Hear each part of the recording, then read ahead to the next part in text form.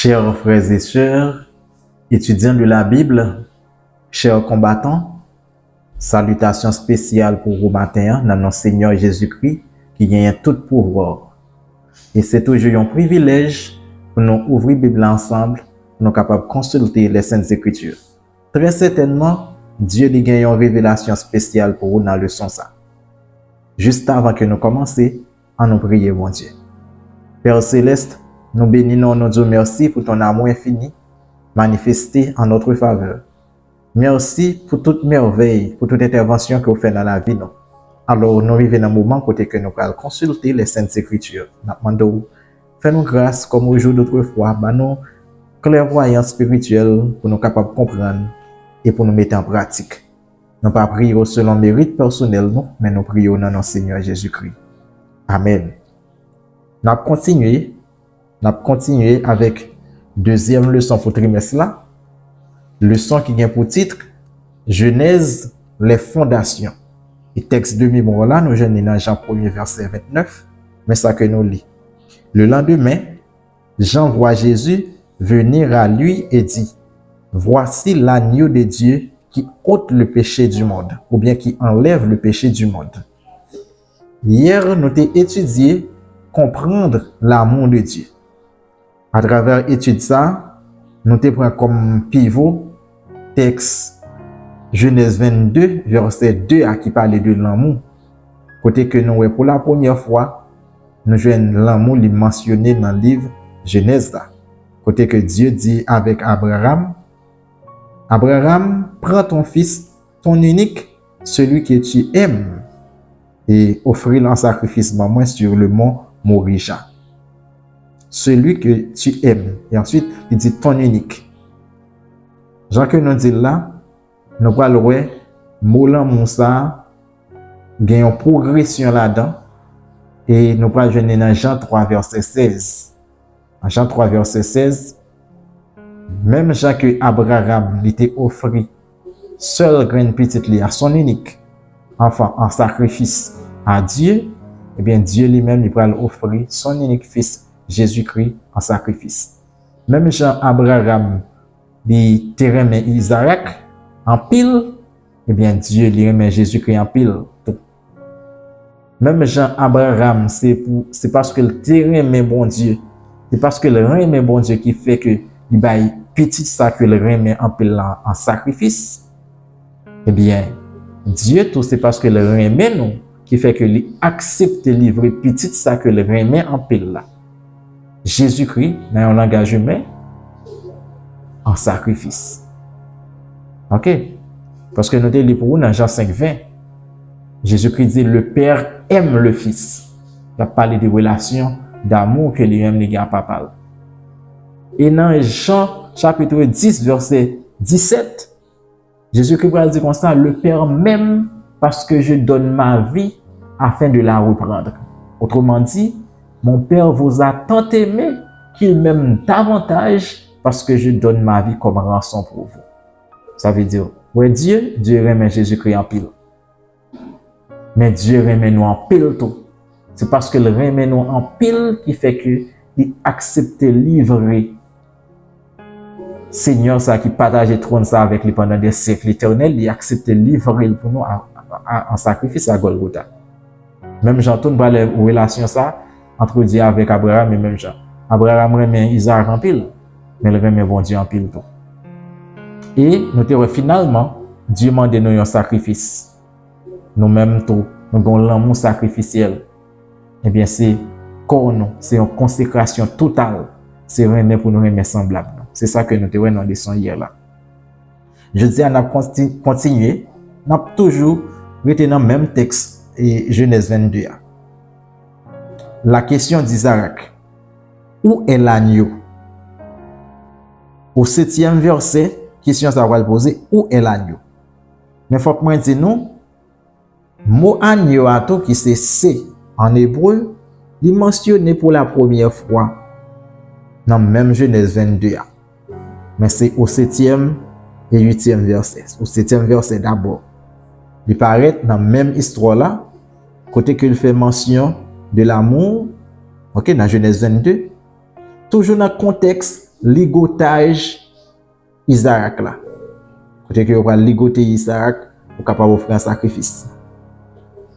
Et ça fait l'amour, l'agneau. Évidemment, l'agneau, c'est un symbole qui est plus présent dans le livre Apocalypse. On va voir ça. Côté que Jésus, il y aurait l'agneau, plus d'une vingtaine de fois, nous voyons que il a mentionné le mot agneau. Symbole ça. D'ailleurs, il y a une scène qui est plus frappante dans l'Apocalypse, dans le 5e, 4e et 5e chapitre là. Côté que nous voyons Jean là dans vision, côté que Jean est dans la salle du trône de Dieu. Eh bien, nous voyons agneau le central. Côté que il investit de la puissance de Dieu. Un agneau qui gagne 7 yeux et 7 cornes. Investi de la puissance du Saint-Esprit pour capable d'agir en faveur du peuple de Dieu. Ok. Maintenant, on nous lit Genèse 22, versets 7 à 8. Genèse 22, versets 7 et 8. Alors, Isaac, parlant à Abraham, son père, dit, « Mon père. » Il répondit, « Me voici, mon fils. » Isaac reprit, « Voici le feu et le bois, mais où est l'agneau pour l'holocauste? » Verset 8. Abraham répondit, « Mon fils, Dieu se pourvoira lui-même de l'agneau pour l'holocauste. » Et ils marchèrent tous deux ensemble. Ok. On a une question ça, Isaac posé. Eh bien, nous allons joindre. Et comme c'est dit, progressivement, gagnons marche. Progressivement, la Bible la répond avec question ça. Là, nous toujours dans Genèse Fondation. Progressivement, ouais, chaque thème qui paraît dans Genèse, progressivement, la Bible est développée pour nous. Ok? J'en dis la première mention à Noël, dans Genèse 22, verset 7 là. Ok? Mais, ce qui est vraiment intéressant, c'est que reste Bible répond avec question ça, en détail. Dans 38, l'autre livre qui vient après Genèse dans l'Ancien Testament, nous voyons que le livre ça guide le lecteur là sur un chemin qui répond progressivement avec question Isaac là. Et tant que n'a pas avancé, n'a pas gagné plus de détails. Si nous prenons par exemple Exode 12 verset 3 à 13. Bon les textes là pour nous. Exode 12 verset 3 à 13. C'est ça que nous lisons. Parlez à toute l'assemblée d'Israël et dites, le 10e jour de ce mois, on prendra un agneau pour chaque famille, un agneau pour chaque maison. Si la maison est trop peu nombreuse pour un agneau, on le prendra avec son plus proche voisin, selon le nombre des personnes. Vous compterez pour cet agneau d'après ce que chacun peut manger. Ce sera un agneau sans défaut, mâle âgé d'1 an. Vous pourrez prendre un agneau ou un chevreau. Vous le garderez jusqu'au 4e jour de ce mois. Et toute l'assemblée d'Israël l'immolera entre les 2 soirs. On prendra de son sang et on en mettra sur les 2 poteaux et sur le linteau de la porte des maisons où on le mangea. Cette même nuit, on en mangera la chair rôtie au feu, on la mangera avec des pains sans levain et des herbes amères. Vous ne le mangerez point à demi cuit et bouilli dans l'eau, mais il sera rôti au feu avec la tête, les jambes et l'intérieur. Vous n'en laisserez rien jusqu'au matin. Et s'il en reste quelque chose le matin, vous le brûlerez au feu. Quand vous le mangerez, vous aurez vos reins sains, vos souliers aux pieds et votre bâton à la main. Et vous le mangerez à la hâte. C'est la Pâque de l'Éternel. Cette nuit-là, je passerai dans le pays d'Égypte et je frapperai tous les premiers-nés du pays d'Égypte, depuis les hommes jusqu'aux animaux. Et j'exercerai des jugements contre tous les dieux de l'Égypte. Je suis l'Éternel. Le sang vous servira de signe sur les maisons où vous serez. Et je verrai le sang et je passerai par-dessus vous. Il n'y aura point de plaie qui vous détruise quand je frapperai le pays d'Égypte. Là, nous avons immolation agneau pascal là. Nous avons contexte à côté que peuple Israël là lui-même il a quitté Égypte. OK? Pas que ça qui est institué là, malgré le peuple va arriver dans le pays Canaan que bon Dieu promet, faites ça va continuer. Pas que ça est à la fois commémorative et préfigurative. Commémorative parce que la rappeler constamment comment que bon Dieu était délivré le peuple juif là à main forte et à bras étendus. Il a commémoré chaque année. Préfigurative parce que même fait ça, il a annoncé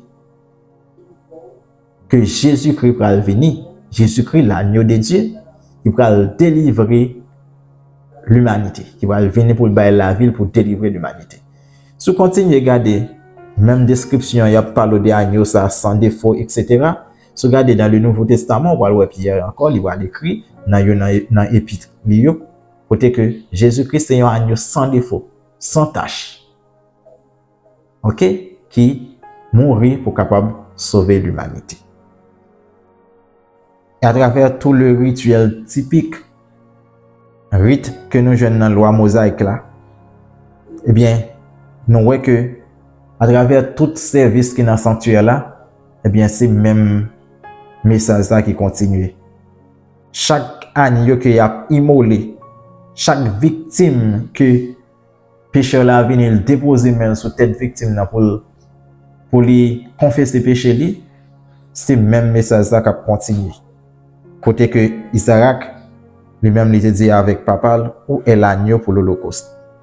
Mais comme étant donné que l'Ancien Testament à travers le rituel il annonce le Nouveau Testament, il annonce Jésus-Christ et le Nouveau Testament dit voici Jésus, l'agneau de Dieu qui ôte le péché du monde.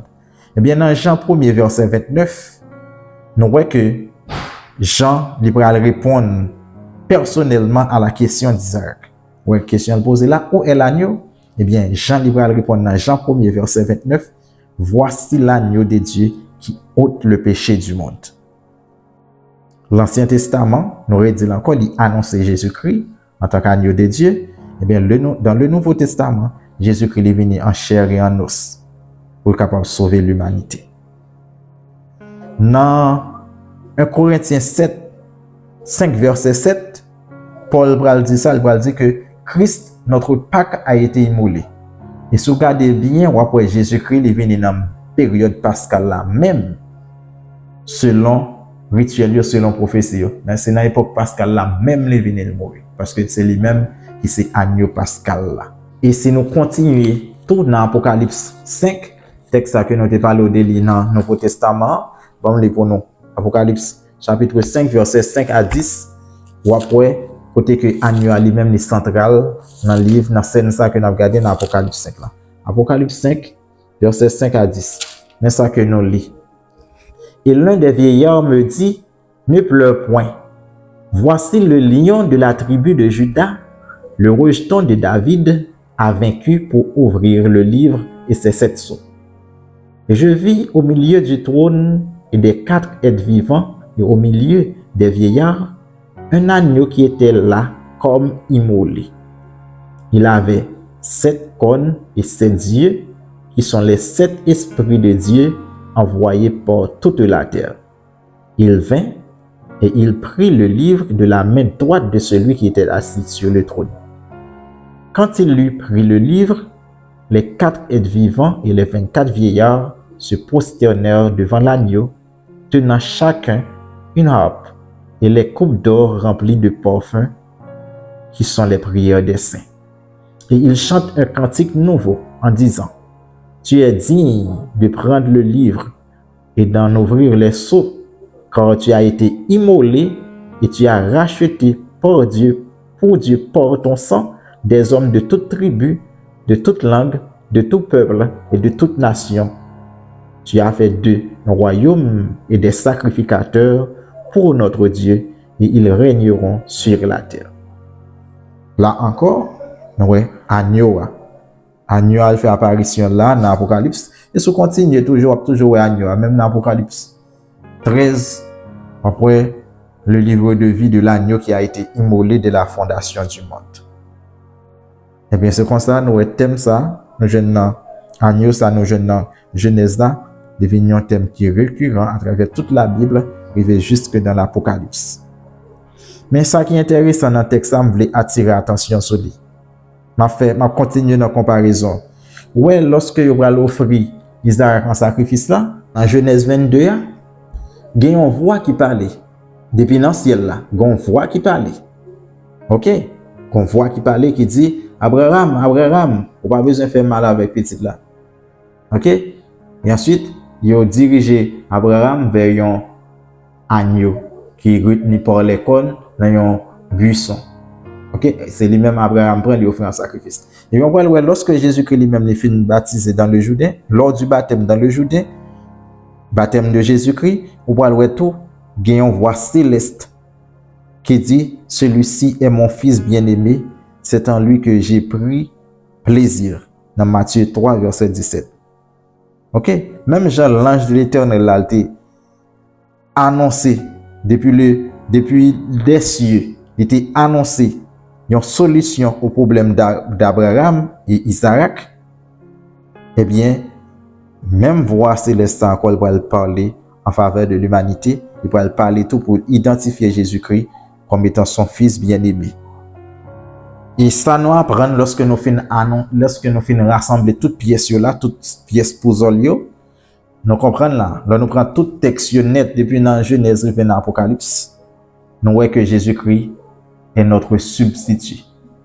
Même Jean, agneau ça, t'es mort dans place d'Isaac là, c'est lui-même qui t'est égorgé, bien en place non, Jésus-Christ vient mourir pour le capable de nous la vie. Jean Chandial prend la mort pour le nous la vie. Christ est notre substitut. Ça, c'est fondamental pour nous. C'est fondamental pour nous, pour notre salut. Et ça, tout les raviver foi nous, les renforcer espérance nous, et les faire nous connaître que bon Dieu les remet nous. Eh bien, nous supposons vivre en tant que petit bon Dieu. Si bon Dieu consentit un tel sacrifice pour nous à travers Jésus-Christ, eh bien, même Jean l'amour bon Dieu lui manifesté à travers ce sacrifice là, agneau ça qui c'est Jésus-Christ qui mourit pour nous, eh bien nous-mêmes en réponse presque même Jean avec le sang hier là, eh bien nous pour nous vivre Jean que bon Dieu m'a dit. Remet bon Dieu et manifester l'amour ça dans la façon que vous vivre. Nous souhaitons que bon Dieu capable de bénir vraiment pour passer une bonne journée dans la présence parce que les remet. Amen.